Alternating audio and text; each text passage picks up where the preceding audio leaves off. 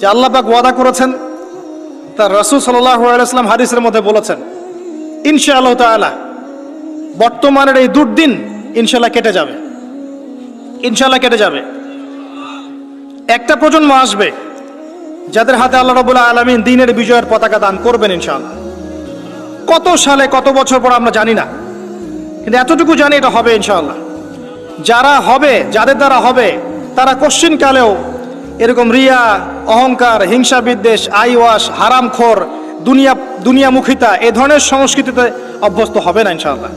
যাদের দ্বারা হবে দেখবেন তারা তাওহীদপন্থী হবে, সুন্নাহপন্থী হবে, হালাল খাবে, ওদের পারিবারিক আদর্শ ঠিক থাকবে, ওদের মাঝে ঐক্য থাকবে এবং নিজের জান মাল সময় শ্রম দিয়ে তারা আল্লাহর পথে কাজ করবে ইনশাআল্লাহ।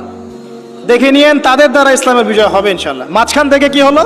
মাঝখান থেকে আমি, আপনি, আমাদেরকে আল্লাহ পাক একটা সময় দিয়েছিলেন 30 বছর, 40 বছর, 50 বছর, 60 বছর, এই সময়টুকুকে আমরা অপচয় করলাম, আর কিচ্ছু না।